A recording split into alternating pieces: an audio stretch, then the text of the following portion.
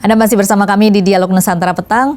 Kita lanjutkan kembali, Mas Usep. Tadi Anda mengatakan bahwa ada beberapa hal yang bisa diperhatikan dalam rangka kita melihat apakah ada beberapa celah-celah yang bisa dijadikan celah kecurangan begitu ya di Pilkada serentak esok di tengah pandemi COVID-19 ini.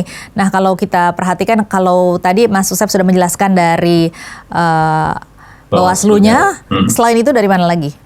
Nah, KPU itu punya alat bantu dalam melakukan hitung dan mengakumulasi suara dari TPS sampai ke tingkat kabupaten kota. Nama teknologinya itu sistem rekapitulasi suara atau Sirekap disingkatnya.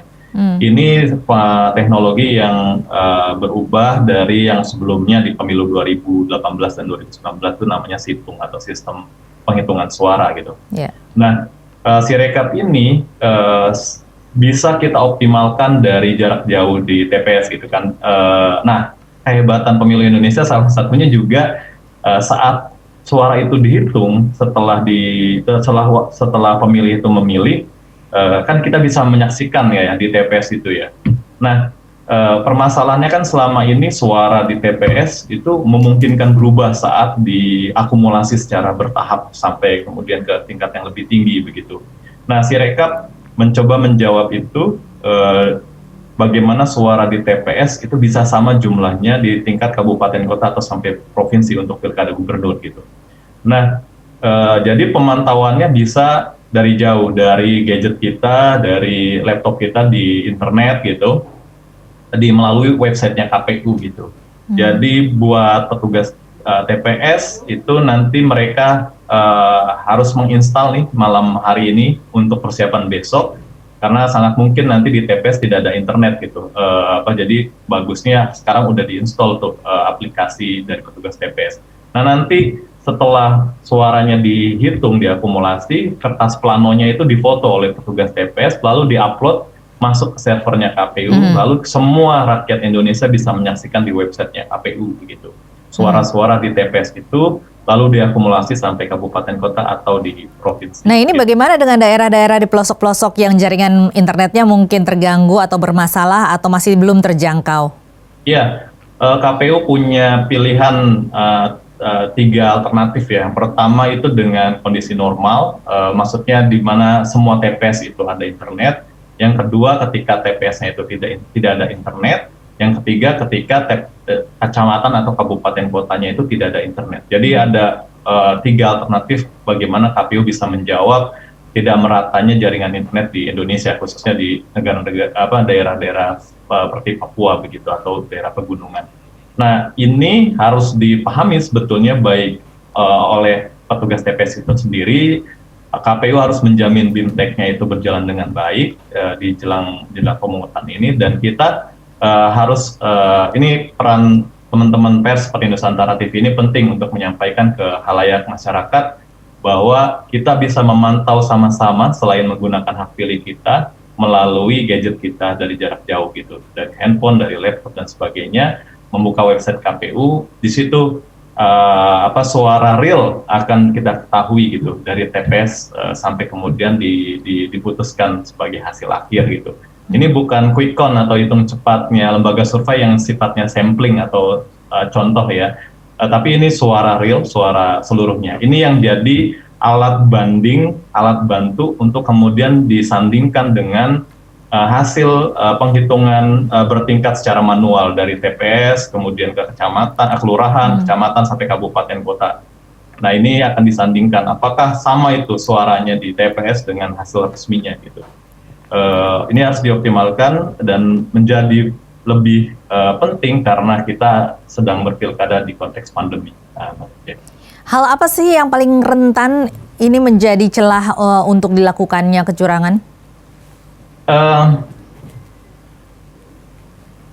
Rentan itu ketika misalnya teknologi internetnya tidak mendukung, lalu integritas petugasnya menjadi tidak bisa dijamin gitu. Jadi ini bisa dikontrol melalui petugas TPS yang harus mengikuti petugas TPS itu berpindah dari TPS ke kelurahan gitu. Jadi petugas pengawas TPS dari Bawaslu itu harus menjamin proses pleno di kelurahan atau proses pleno di kecamatan itu berjalan dengan baik meskipun prosesnya manual gitu. Jadi Sirekap itu di handphone petugas TPS-nya itu punya layanan offline yang dia menyimpan foto plano atau hasil suara di TPS, lalu foto offline itu angkanya diakumulasi melalui format Excel di kelurahan dan kecamatan gitu. Jadi sebenarnya ujung-ujungnya kembali lagi pada secara general begitu ya, masalah secara general di mana integritas dari petugas TPS ini yang sangat diperlukan untuk menjamin adanya pemilu ataupun pilkada yang berjalan dengan jujur dan adil begitu ya? Iya, ketika internetnya gangguan atau tidak ada internet di TPS atau di kelurahan, maka balik lagi itu mekanisme offline atau manualnya yang dilakukan. Makanya penting untuk dijamin proses itu dengan pengawas TPS dan sebenarnya bisa sih foto itu nanti dibawa oleh petugas TPS-nya ke lokasi-lokasi yang bisa melalui internet. Jadi foto itu tetap menjadi bukti yang otentik gitu. Yang selama ini kan suka jadi pertanyaan, bener nggak sih hasil suaranya ini sama dengan yang ada di plano yang udah dimasukkan ke kotak suara lalu dikumpulkan di kantor KPU gitu. Yang selama ini kita nggak bisa lihat itu gitu. Nah itu jadi bukti otentik. Nilai plusnya di situ, tapi tetap ketika kembali offline, lalu ketika dalam pleno itu hasil resminya diputuskan di berbagai tingkat itu, integritas memang harus dijamin oleh pemantauan, oleh pengawasan dari Bawaslu. Gitu. Kalau yang terkait dengan aturan-aturan baru dengan adanya pandemi COVID-19 ini, tidak ada yang begitu penting untuk dimonitor ataupun dipantau yang bisa menjadi celah kecurangan begitu?